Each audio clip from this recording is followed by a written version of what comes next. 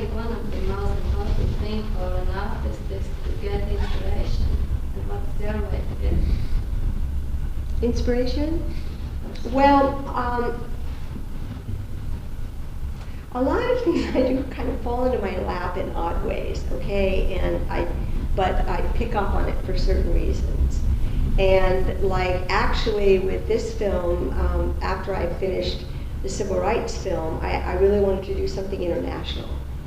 And so I was looking for things and exploring some ideas that weren't just sort of working out. And then I was having dinner with a very old friend of mine, and we'd actually gone together to see Nelson Mandela in 1990 when he came to our neighborhood, you know, around Oakland, California, and we were there, and it was an incredible occasion. He went on a world tour afterwards and just went all over the world thanking people.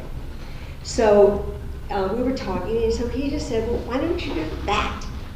And I said, oh, the anti-apartheid movement. And I said, well, it seemed to make sense. It was international, and I thought I could get my same backers who funded my previous films to back this one, and I thought I'd get international financing too.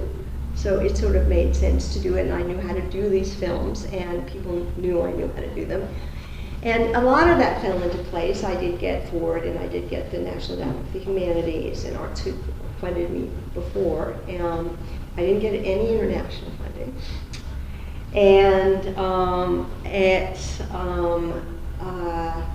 the BBC, Nick Fraser was actually going to fund my sports one, and they said they were giving me £120,000, and for this episode, and it was all fine, and I actually spent a special trip in South Africa to set things up and did pre-interviews with, I was going to expand, you know, the story and get to London. I'll go there to meet with them on the way back, and the staff takes me to lunch in the basement of a restaurant. That's not a good sign.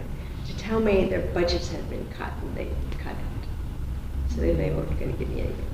But they are showing the whole thing, and it's been shown a lot of places. And it's, so that's what did it. But the reason I did it, the reason I took it on is because it was global.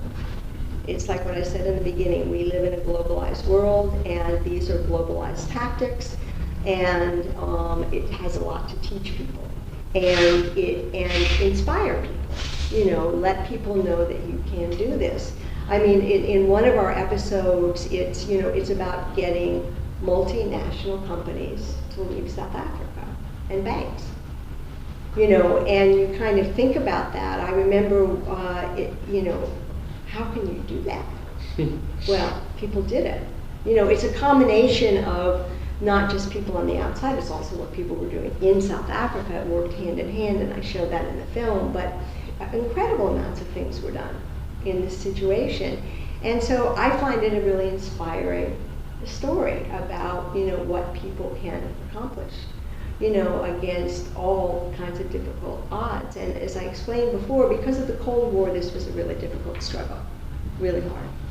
So, but that's why I did it, because I thought it would be, you know, useful in that way. I don't think I would never do something like this again. I used to wake up in the middle of the night saying, a series. I don't like TV. I don't even like being on TV. Why am I doing this? You know, and it has been, you know, kind of, you like, if you have one film, you can go out and appear with it all over the place, and it's very kind of satisfying. It's very hard to do that with 7 films.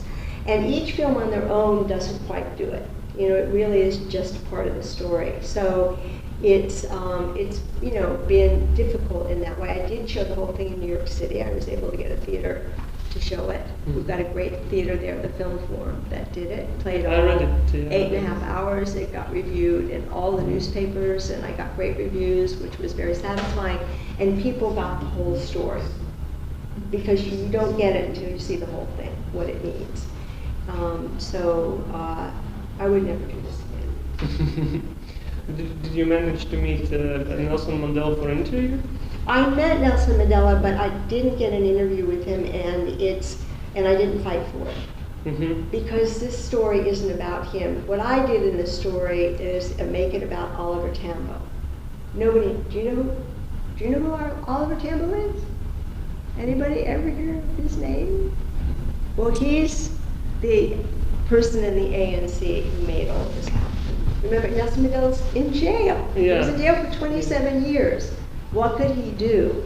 You know, Oliver Tambo did it, and Oliver Tambo got sent out of the country in 1960 to keep the ANC together in exile and, you know, get the world involved in their struggle. And he did an extraordinary job. So he's the character that I'm really portraying in Nelson Mandela. So once it wasn't like that to get any, I just dropped it because it really wasn't necessary to do. The last episode in your film showed the same events which were shown in Invictus. Invictus, yes, in Clint Eastwood film. How do you feel about that one? I think they lost a huge opportunity with that film and for the life of me, I can't dramatically, you know, in terms of drama, not done certain things.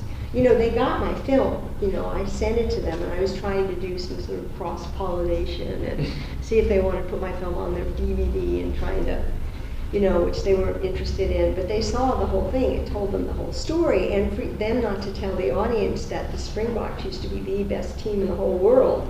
You know, it made it seem like they were just some lump team that wasn't very good. And through Nelson Mandela, they were spirited and they could win this thing. Well, that wasn't the truth. They'd been the best in the world. So that would have made it a much stronger drama if they'd done that. And I don't know why. So I didn't particularly think the film was very good. Yeah, I felt the same. Yeah. So, any other questions? Yeah. Do you find it easier to make documentaries about current events rather than about historical, quite, well, for some people, controversial things where you have to heavily rely on the archives and other people's memories? It's much harder to do the archival films. I did a film about international work of Cuban doctors, because they're all over the world, that I was actually hired to do. And for me, it was like taking a vacation. Okay, even though on some levels it was difficult, we went to places like the Mesquite coast of Honduras, where we were in villages where there weren't any roads, and we had to drive through the ocean to get there. And there were no motels, hotels, restaurants. There was no electricity, and there was no running water. And we slept in the houses that were run down and nobody lived in anymore. On the beds nobody would sleep in. I mean, that's what that was like. But to me, it was like a vacation. It's much, much easier to do. And it's very taxing on a director to do these kinds of films, because when you have to be incredibly prepared when you're questioning and interviewing people, and you have to be incredibly on, you know. And I do a lot of setup, so it would take us 2 hours to set up our shots. I thought a lot about where we were shooting. You know, I just won't shoot anywhere. You shouldn't shoot people against blank walls, and I shoot with a lot of depth of field. And as you can tell from it, it's very well lit, and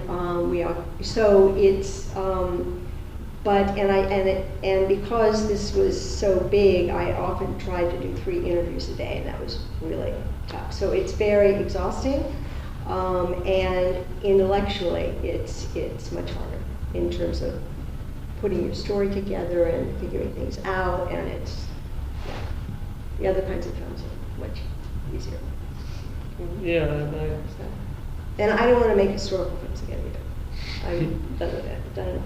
Do something else. Any other questions, or do any of you guys make films, or no? You just like to watch them? So, did you have any problem with understanding the English in this one?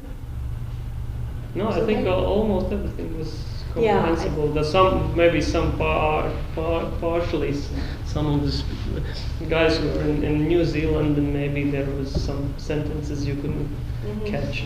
But I think mostly it was very well understandable. Good. So do you have any more questions or anything?